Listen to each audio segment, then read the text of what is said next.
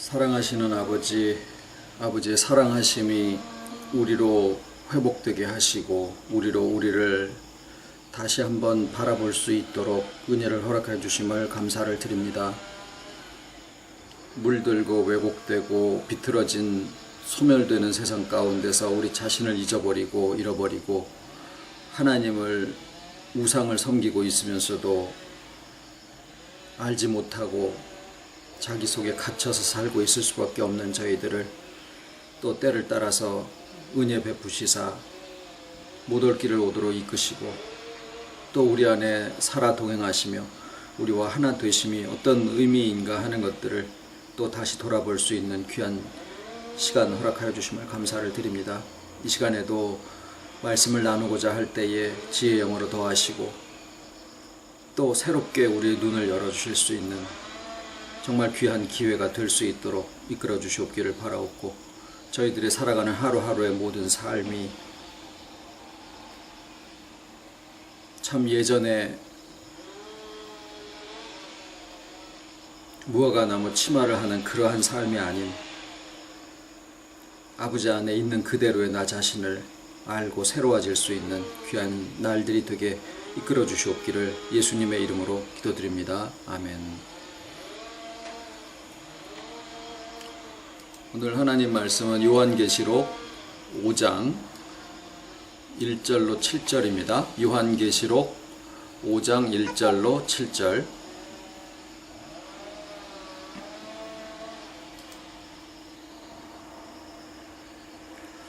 내가 봄에 보좌에 앉으신 이의 오른손에 책이 있으니 안팎으로 썼고 일곱 인으로 봉하였더라. 또 봄에 힘있는 천사가 큰 음성으로 외치기를 누가 책을 펴며 그 인을 떼기에 합당하냐 하니 하늘 위에나 땅 위에나 땅 아래에 능히 책을 펴거나 보거나 할 이가 없더라. 이 책을 펴거나 보거나 하기에 합당한 자가 보이지 않기로 내가 크게 울었더니 장로 중에 하나가 내게 말하되 울지 말라. 유대 지파의 사자 다윗의 뿌리가 이기었으니 이 책과 그 일곱 인을 떼시리라 하더라.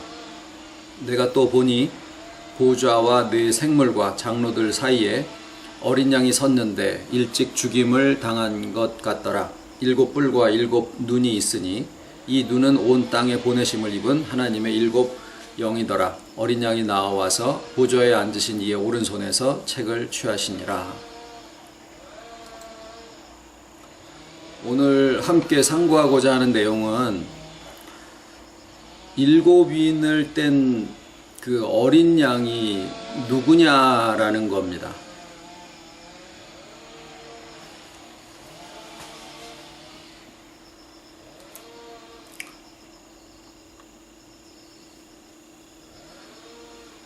요한이 책을 펴고 인을 떼기에 합당한 일을 아무리 찾았지만 하늘 위에나 땅 위에나 또 땅 아래에 아무도 찾지 못했습니다.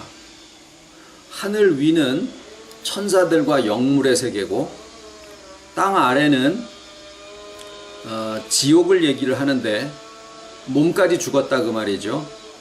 그러니까 그것을 하늘이라 칭하지 아니하고 땅 아래라고 표현을 한 것은 성현들이나 과학이나 철학 어디에서도 역사를 통틀어서 볼 때 이 인을 떼기에 합당한 자를 찾지 못했다 그 말이 되고, 땅 위에라고 하는 것은 현재 현존하고 있는 사람들, 그 중에는 고린도전서 15장에 보면은 무릇 흙에 속한 자는 저 흙에 속한 자들과 같고 무릇 하늘에 속한 자는 저 하늘에 속한 자와 같다. 그래서 지금 이 땅에 살고 있으면서도 하늘에 속한 자로 사는 게 있는가 하면 땅에 속한 자로 사는 게 있다라는 말씀을 하시는데, 그 가운데에서도 아무도 찾지 못했다. 그런데 이제 오늘날은 목사가 열이면 신학이 10개가 나오고 요한계시록은 10개보다 더 많이 나오죠. 요한계시록에 대한 해석은.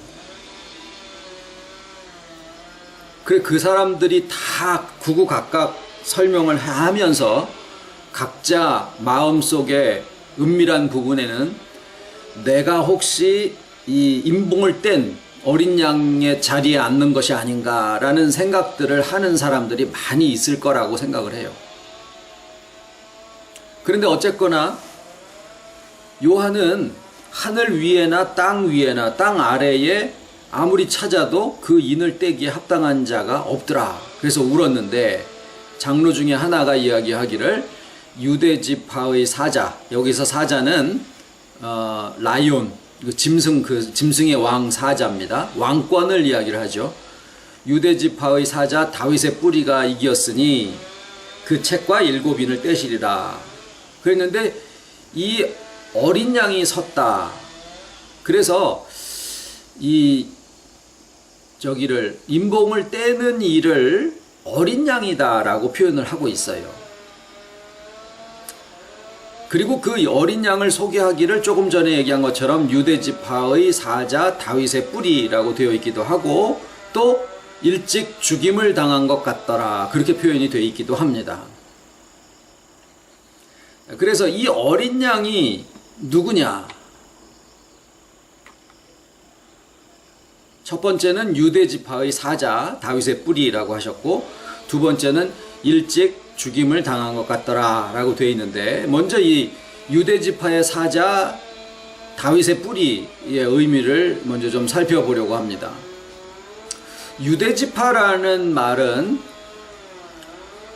혈통적으로는 르우벤이 장자고 성취 면에서는 성공한 면으로는 요셉 지파가 그중에 이제 에브라임이 차자인데도 므낫세를 제치고 그가 장자권을 받죠. 그래서 생물학적인 면에서는 르우벤이 장자가 되고 성공적인 면에서는 요셉 지파가 장자권을 가지게 되는데 하나님의 그 택하심은 유대지파를 통해서 왕권이 나오게 하셨더라. 그러니까 이 유대지파의 왕권이라고 하는 것은 사람의 경우나 또 사람의 성공적인 성취의 면을 쫓지 아니하고 하나님의 선택에 의한 왕권이다라는 것을 보여주고 있어요. 그런데 그 유대지파의 사자를 또 한편으로는 다윗의 뿌리다.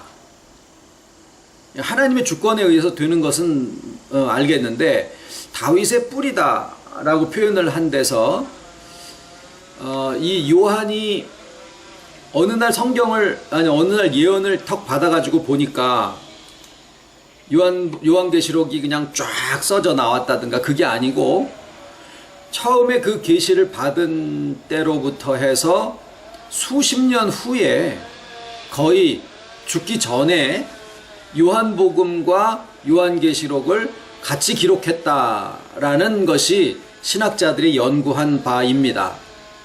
그거는 어떻게 하느냐, 그 방법론을 지금 우리가 배울 필요는 없어요. 어떤 황제가 어떤 일을 했는데 그런 일들이 있는 것을 보면은 요한계시록의 어떤 부분이 그 시기가 언제쯤이다라고 하는 것을 이렇게 짐작하게 하는 그런 구절들을 보고 신학자들이 연구를 해낸 바입니다. 우리가 그거는 그냥 받아들이고 거기서 우리가 알 수 있는 것은 요한이 그냥 손이 움직여져 가지고 갑자기 성령의 영감으로 막 자기도 모르는 소리를 막 쓴 거냐? 절대 그런 게 아니다라는 거예요. 요한이 요한계시록을 쓸 때 요한이 아버지가 세베대인데 형이 야고보고 근데 형은 혈기만 많고 동생인 요한은 혈기 왕성하기는 하는데 그렇게 무대뽀는 아니었어요. 그래서 세베대가 뭐 하는 사람이냐면은 생선을 잡아서 생선 중판을 하는 도매시장 사장이었었어요. 그래서 그 갈릴리 바다에서 생선을 잡아가지고 그거를 배달 담당이 요한이었었던가 봐요. 그래서 요한이 예루살렘까지 사흘을 마차에다가 싣고 그 생선을 배달을 하기를 그 가야바 대제사장 가야바의 집에까지 그거를 배달을 하고 그러다 보니까 거기에 있는 문지기들이랑 잘 알았어요. 그래서 예수님이 잡혀서 가야바의 그 마당에서 신문을 받고 그러실 때 요한은 그 문지기를 잘 알기 때문에 그 안에 들어갔는데, 베드로는 같이 어부 생활을 했어도 그냥 생선만 잡는 사람이었었지 이 요한이나 야고보처럼 부잣집이 아니었었기 때문에 베드로는 들어가지를 못한 거예요, 그 법정 안에를. 그래서 바깥에 있다가 예수님을 3번이나 부인하다가 안에 있는 예수님하고 눈이 딱 마주치고 뭐 이런 상황이 된 거거든요. 그래서 요한은 당시에 학문을 공부할 수 있는 그런 기회를 가졌었어요. 소위 금수저 일종이에요. 그래서 당시의 학문이라고 하면은 히브리인들은 성경을 배웠고, 그 다음에 논리나 뭐 수사학 뭐 이런 것들을 다 배웠었던 사람인 거죠. 바울 마냥. 헬라 학문에도 능통하고 히브리 성경에도 능통한.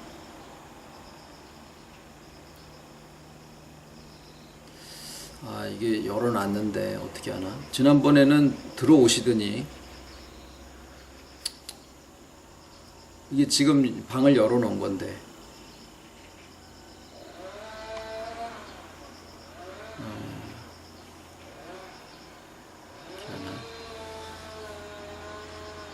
지금 제가 여기서 할 수 있는 상황이 없네요.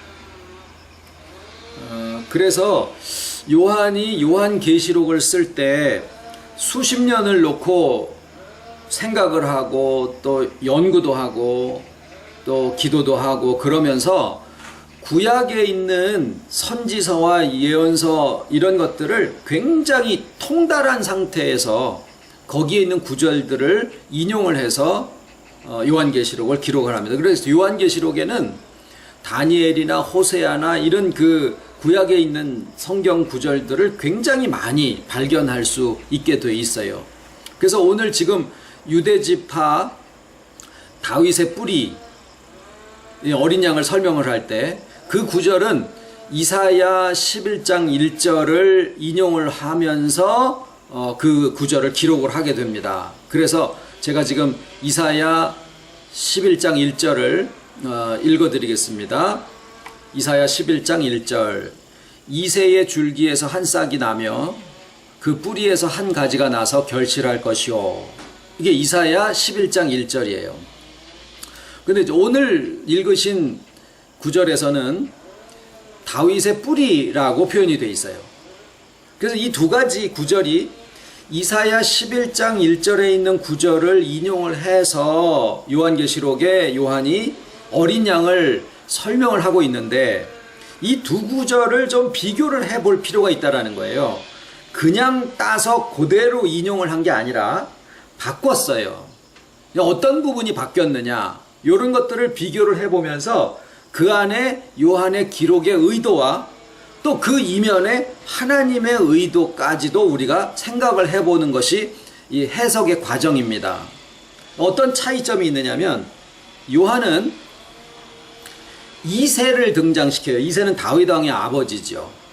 그래서 예수님을 얘기를 하기를, 그리스도를 이야기를 하기를, 이새의 뿌리에서 한 싹이 나며 줄기에서 한 가지가 나서 결실할 것이요, 이렇게 표현을 해요. 그러니까 거기서는 이새가 원인이고 줄기나 뿌리에 해당하는 거고, 그리스도를 거기에서 나온 싹이나 가지로 표현을 해서, 이거는 뭐냐면 역사적으로 내려오는 그 순서를 따라서 이사야가 예언을 하게 됩니다. 네, 역사적인 순서로 얘기를 해요. 그런데 오늘 본문 말씀 읽으신 데에서 보면 다윗의 뿌리라고 어린 양을 설명을 하고 있어요. 그러면은 어린 양이 원인이다라는 거예요. 어린 양이 먼저라는 거예요. 누구보다, 다윗보다.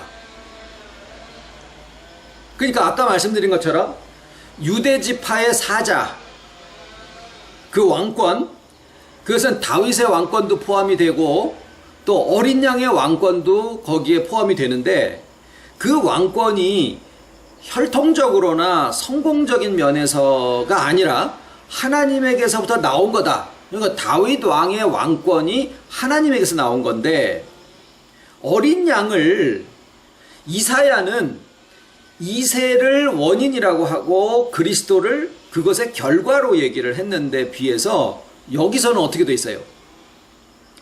어린 양이 뿌리가 되고 다윗 왕이 결과다, 이렇게 얘기를 하고 있다라는 거예요. 그러면은 무슨 얘기가 되냐면, 임봉을 떼는 어린 양은 하나님이다라고 요한이 얘기하고 있는 거예요. 그러니까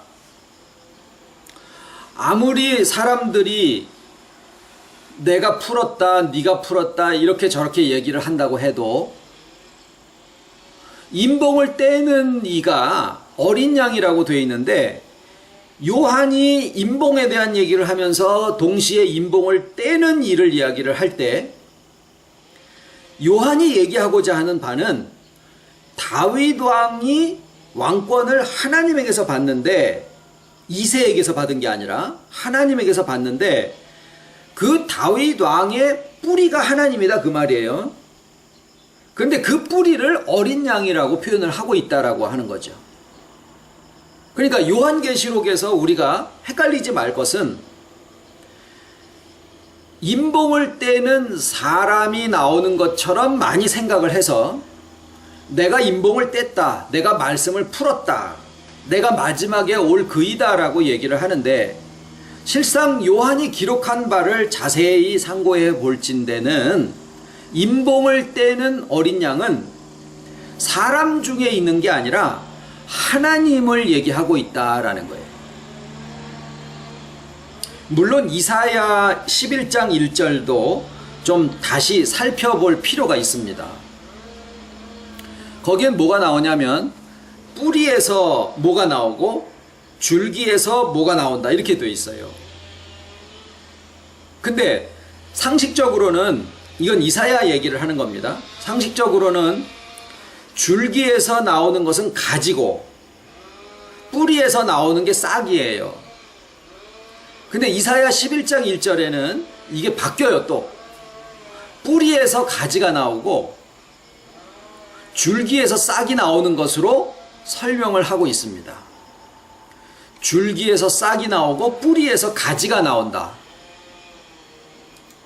그래서 일반적인 상식적인 설명을 한 게 아니에요. 즉 예수님이 혈통적으로는 이새의 후손으로 해서 오시기는 했지만, 그 혈통적인 순서라고 하면 뿌리에서 싹이 나와야 되고 줄기에서 가지가 나와야 되는데, 이걸 뒤집어서 뿌리에서 가지가 나온다 그러고 줄기에서 싹이 나온다고 그렇게 표현을 하고 있으므로, 예수님의 오심이 혈통적인 순서를 따라 내려와서 기록이 되어 있지만 역시 세상의 일반적인 방식이 아니다, 하나님의 주권에 의해서 이루어진 일이다 라는 것을 이사야의 예언에도 기록을 하고 있습니다. 그러나 그거보다 오늘 요한계시록에 있는 다윗의 뿌리라고 하는 것의 의미는 그것보다도 한 걸음 더 나아가서, 이 임봉을 떼는 장본인인 어린 양을 요한은 하나님이다라고 정의를 하고 있는 거예요. 그래서 우리가 예수 그리스도를 하늘 위에나 땅 위에나 땅 아래에서 아무도 찾을 수가 없지만, 영물이나 어떤 창조물 중에서 찾을 수 없지만, 오직 어린 양이 그 임봉을 떼셨다라고 할 때 그 어린 양을 하나님 되심이면서 사람이신 예수 그리스도를 우리가 생각을 하게 만든 거죠. 자, 그러면 두 번째 특성, 지금 말씀드린 것은 다윗의 뿌리, 유대지파의 사자 다윗의 뿌리에 대한 말씀을 드린 거고요. 두 번째는 일찍 죽임을 당한 것 같더라라는 구절이에요. 우리가 흔히 생각하기를 일찍 죽임을 당한 것 같더라 그러면은 십자가를 생각을 하죠. 그리고 십자가와 더불어서 예수님의 희생을 생각을 하는데, 왜 하필이면은 일찍 죽임을 당한 것 같더라라고 하는 그 면에서 어린 양이라는 호칭을 썼느냐라는 거예요. 우리는 십자가를 생각할 때 뭘 어디로 생각이 가느냐면 제물로 생각을 합니다. 제물을 영어로 하면은 sacrifice라 그러고, 그 sacrifice를 우리가 알고 있는 학교에서 배우는 대로 하면은 희생이라 그래요. 그래서 희생의 제물 이런 말을 쓰고, 그것을 그대로 믿는 사람들이 신앙생활에 적용을 해서 예수님을 쫓아가는 삶은 십자가는 지는 삶인데, 그것은 내가 희생하는 거다 라는 얘기를 그냥 이렇게 더 생각 안 하고 그렇게 해요. 그러니까 믿는 사람들이 신앙생활 하면은 전부 다 내가 넘들을 위해서 희생하고 사는 삶을 사는 게 그게 신앙생활이고 예수님을 따라가는 삶이야 라고 그냥 별 생각 없이 그냥 그렇게만 믿고 살아가는 거예요. 그러다 보니까 어떻게 돼요? 예수 믿는 사람이 뭐 저렇게 희생도 안 해? 예수 믿는 사람은 당연히 희생하고 살아야 되는데, 그리고 막 사기 쳐먹어, 그리고 이용해 먹어. 그러면서 예수 믿는 사람들은 희생하는 건게, 그 희생하는 놈도 바보고 그걸 이용해 먹는 놈들은 더 못된 놈들이고, 아주 웃기는 장단에 지금 이 기독교가 이상해져 버려 있는 거예요. 왜 그러느냐? 이 죽으심의 의미를 몰라서 그래요.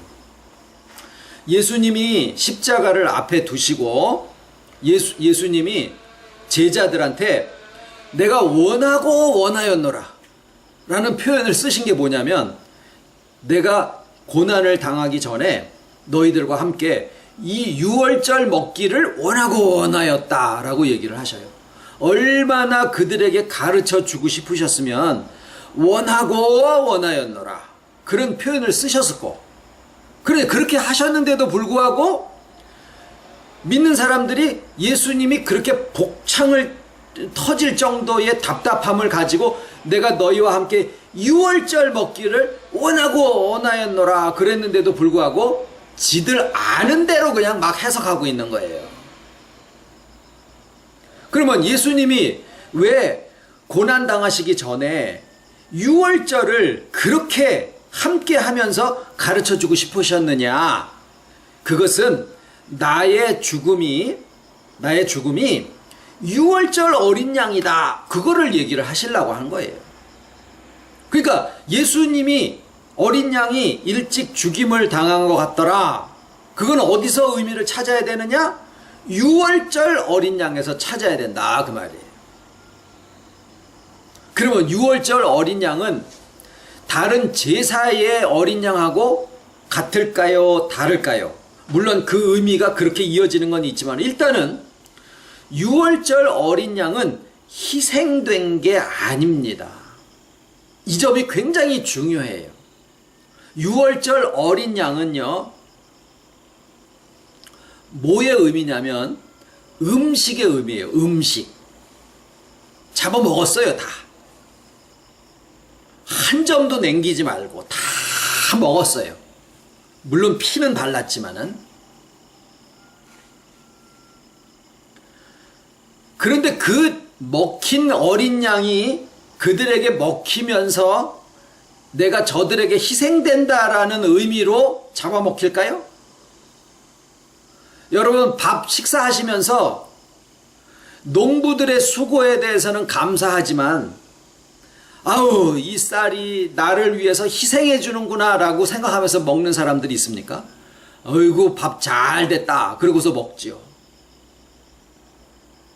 음식은 희생의 의미가 아니다라는 거예요.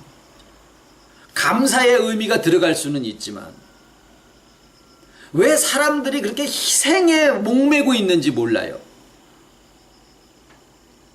그리고 자기 자신을 다 불태워서 없어지는 그런 것들이 이게 기독교를 잘 믿는 거라고 아주 완전히 뒤집어 놓은 거예요 지금. 그러다 보니까 어떻게 돼요? 자기가 쪼그라들어서 완전히 다 타서 없어져 버리면, 촛불처럼 심지도 다 없어져 버리면 이것이 내가 예수님을 가장 잘 믿는 거다. 그래서 자기를 죽이고 없애고 그래서 자기가 완전히 없어져야 된다라고 생각을 하는 거예요. 못해서 그렇지. 그러면 자기는 뭐예요? 이 나쁜 악한 나는 다 죽어 자빠져야지 내 마땅할 놈이지 내가 없어져 버리는 거예요. 기독교에서 현재 기독교에서는. 그게 왜 그럴까요? 해석이 잘못돼서 그래요. 그게 이 신학의 엄청난 오류입니다. 예수님의 죽으심을 어디서 찾아야 돼요? 유월절 어린 양. 유월절 어린 양이 희생됐다고요? 절대 그렇지 않죠. 유월절 어린 양은 음식이요, 음식. 먹었다 그 말이에요. 양고기를 구워가지고 쓴나물이랑 더불어서 고난을 쓴나물은 고난이고요. 양고기를 먹었다라는 건 뭘까요? 양고기 맛있어요. 요새 양고기가 또 소고기, 돼지고기를 제치고 막 그냥 요새 아주 인기입니다. 먹어봤죠? 맛있어요. 좀 약간 느끼하기는 해도 한정없이 먹겠더라고요. 그러니까 그때 양고기 먹으면서 아우 이 양고기가 어디에서 살다가 자기 일생을 우리를 위해서 희생을 해가지고 이렇게 고마워요. 그러면 눈물이라도 뚝뚝 흘리면서 이렇게 비석이라도 하나 세워놓고 드시지. 양고기 드실 때. 안 그랬다 그 말이에요. 온 식구가 같이 이렇게 모여 앉아가지고 그거를 꾸역꾸역 그냥 이 힘든 일을 우리한테 시키십니까? 양의 희생이 불쌍해요. 이러면서 먹었겠냐고요. 그때 아니에요. 맛있게 먹었어요. 맛있게. 피를 문설주에다 바르고. 그건 뭐예요? 이 문 안에 우리가 들어와 있다 그 말이에요. 피를 바른 이 문 안에 들어와 있다 그 말이에요. 그 문에서 나가면 지 아무리 히브리인이었어도 다 죽었어요. 그러니까 피는 뭐예요? 희생으로 가지 말라 그 말이에요. 피는 생명이에요. 생명. 이게 작은 차이지만은 이게 바뀌어야 되는 거예요. 피는 생명이면 뭐예요? 그 생명 안에 우리가 들어와 있다 그 말이에요. 생명은 그 존재를 나타냅니다.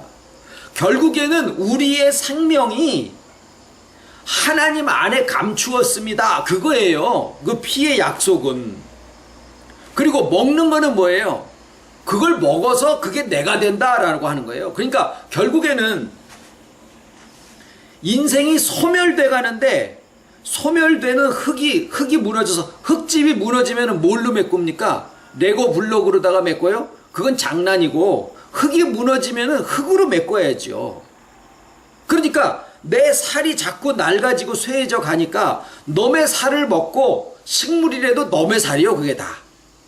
흙이 다 흙으로 된 거니까 흙이 무너지니까 흙으로 채우는 거예요. 그러니까 흙집 무너질 때 흙땜빵 하는 거나 우리가 밥 먹고 맨날 사는 거나 다를 게 하나도 없는 거예요. 이치적으로 보면은.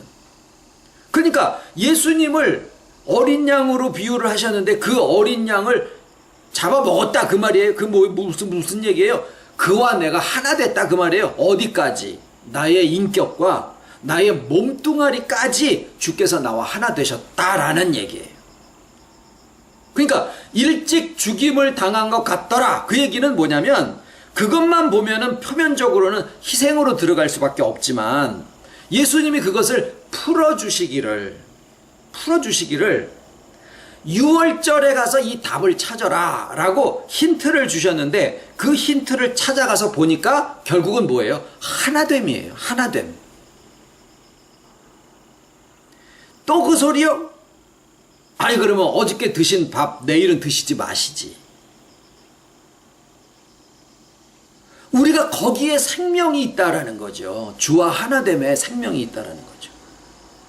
제가 소원이 80에 개척하는 거다라고 어디다 글을 썼는데 그때 가서도 뭐 전하냐면 주와 하나됨밖에 전할 게 없는 거예요.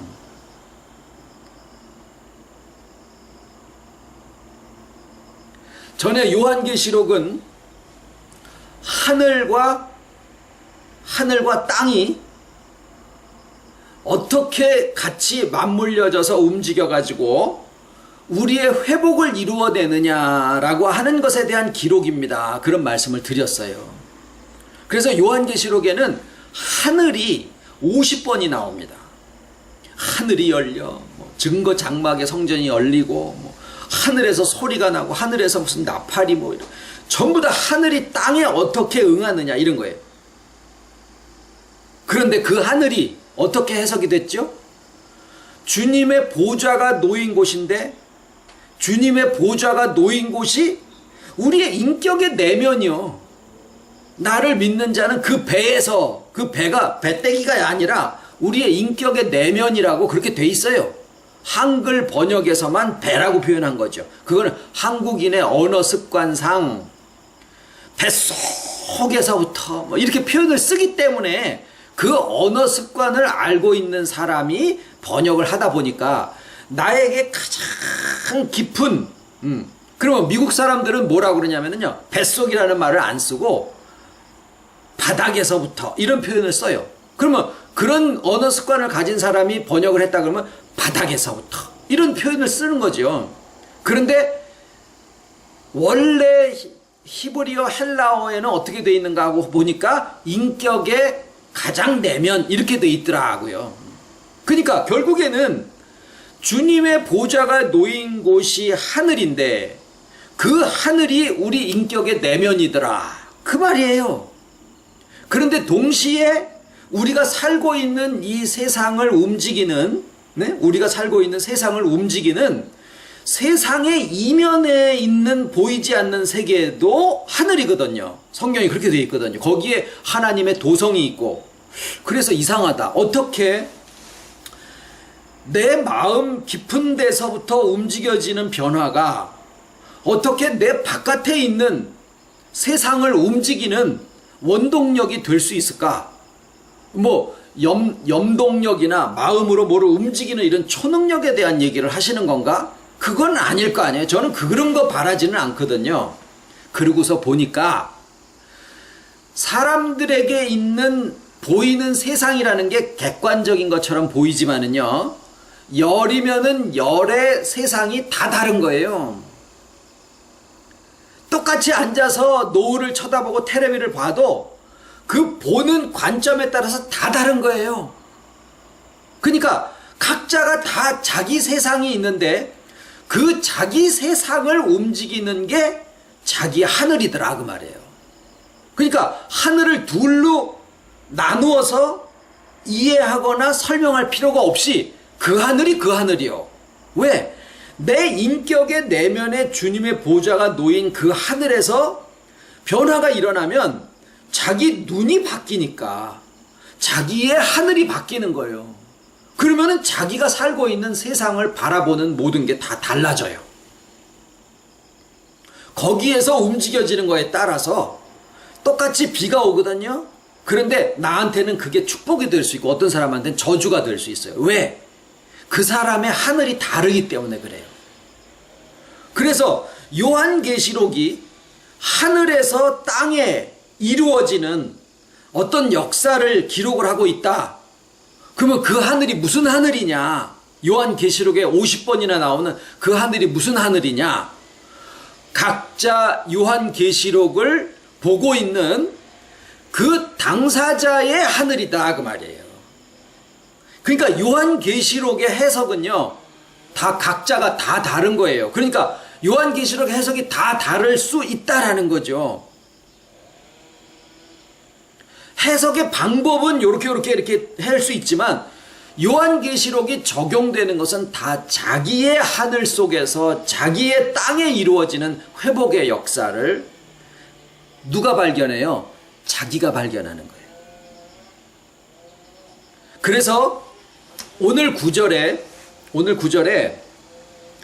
거기에 이제 24장로가 나오고 네 생물이 나오고 또 보좌 사이에 이런 기록들이 있습니다. 그것은 따로 두고 오늘은 어린 양에 대해서 말씀을 드리는데, 천사가 있고요. 천사가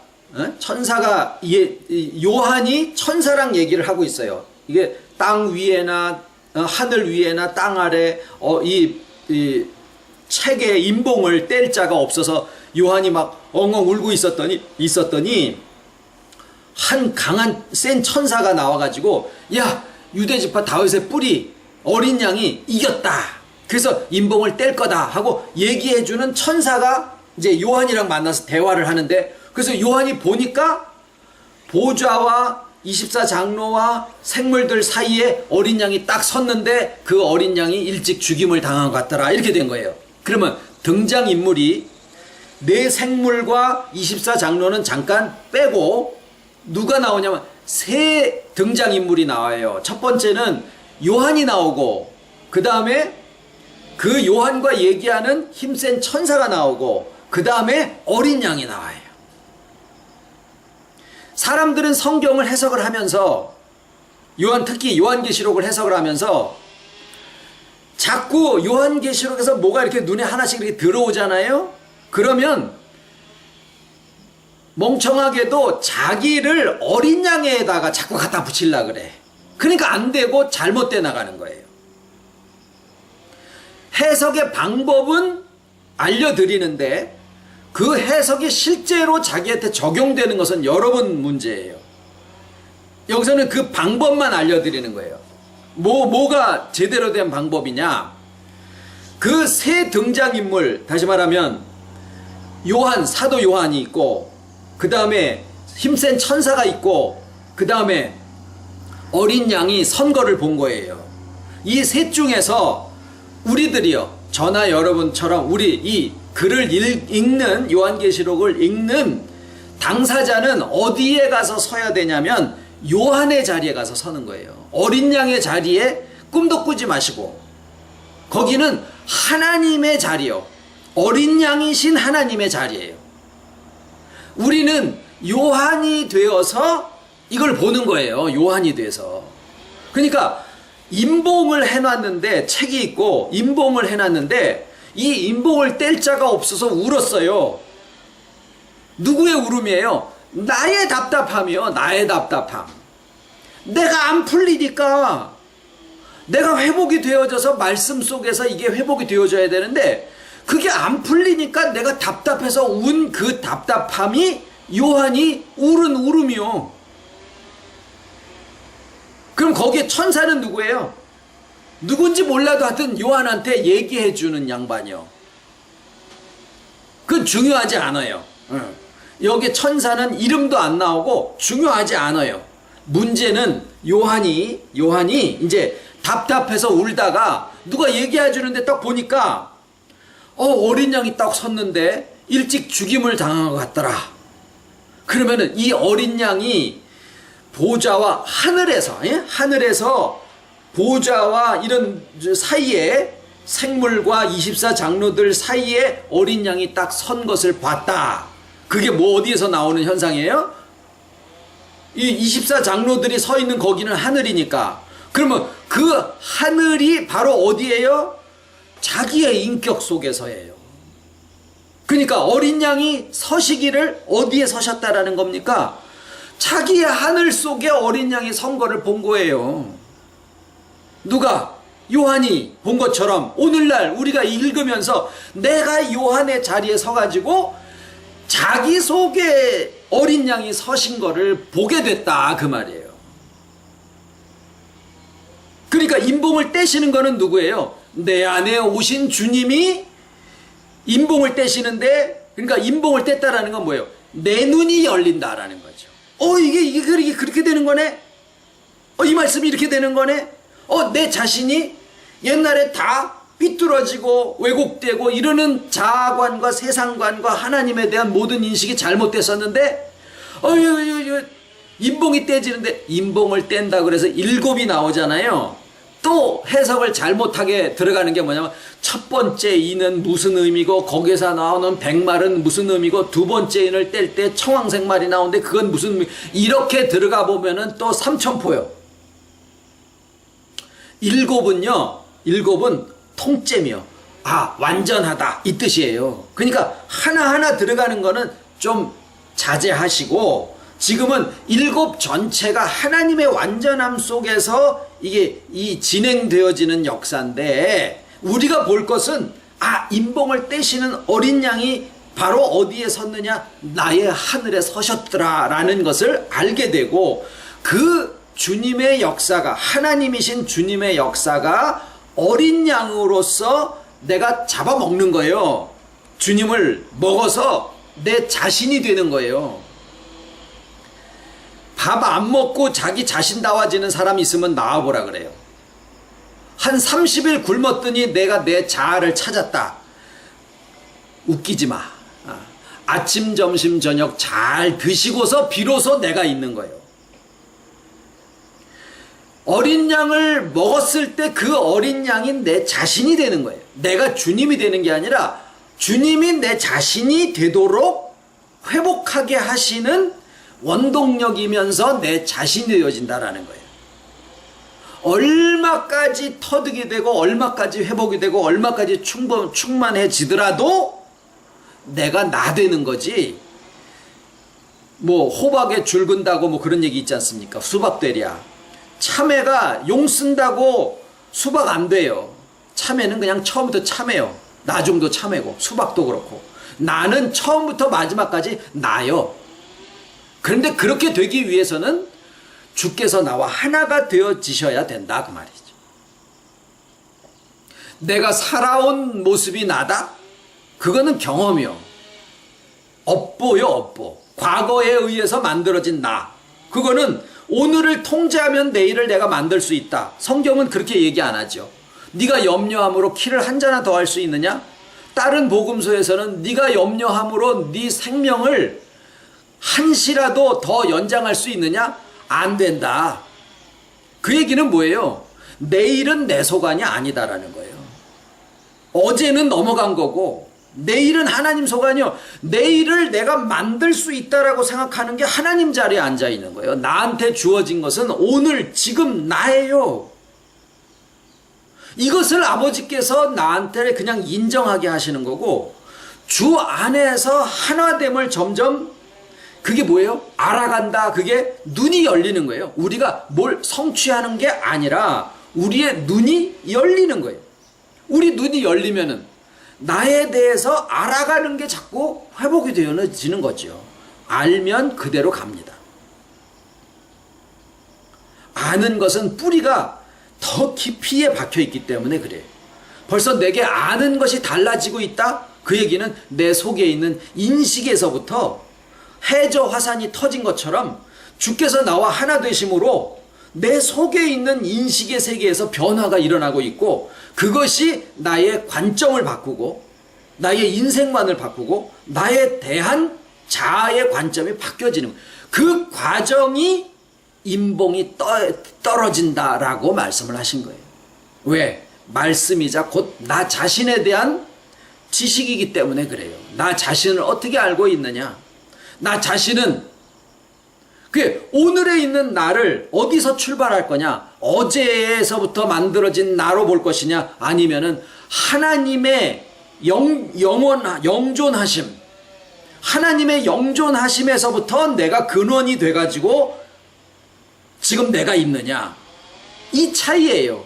어제에 의해서 만들어진 나라고 하면 어제를 못 바꾸니까 오늘의 나는 바뀌어질 가능성이 없는 거예요. 그 막말로 뭐라 그래요? 나 이렇게 살다가 죽을 테니까 건들지 마. 내비로도.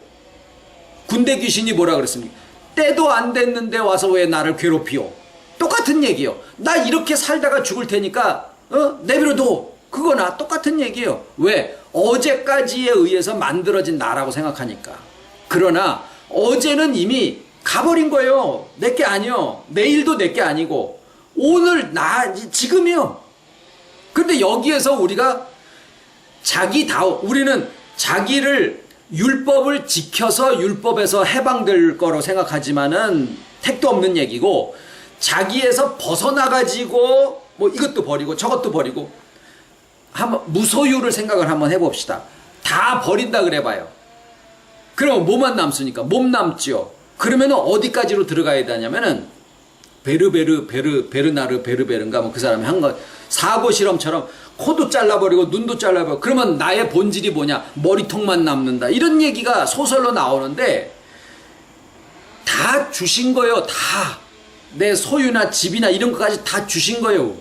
그러면 그 다 있는 자체에서 내가 회복이 되어져서 뭐로 돌아가느냐면은 나에게서 벗어나서 내게서 자유되는 게 아니라 나다움으로 돌아가면 나에 대한 자의식이 없어져요. 이게 비결이요.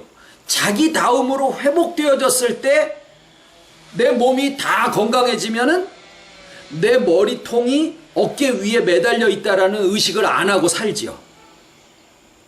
근데 50견이 있어요. 그러면 매 순간 움직일 때마다 내 어깨에 팔이 이렇게 매달려 있다라는 것을 의식하고 사는 거예요. 회복은 뭐예요? 의식이 안 되는 거예요. 마음대로 움직여도 의식이 안 돼. 자유로워요. 자유는 자기에서 벗어나는 게 아니라 자기다워지는 겁니다. 그게 어디에서 되느냐? 인봉이 떨어지는 거예요. 어린 양이 내 하늘에 서셔서 인봉을 떼시니까 내가 성경을 알아가는 것과 나 자신을 알아가는 게 같아지는 거예요. 세상의 진리를 아는 것과 내 자신을 아는 게 같아지는 거예요. 그게 눈이 열린다라는 거죠. 요한계시록은 그러한 과정에 대한 기록입니다. 그래서 결론적으로 말씀을 드리자면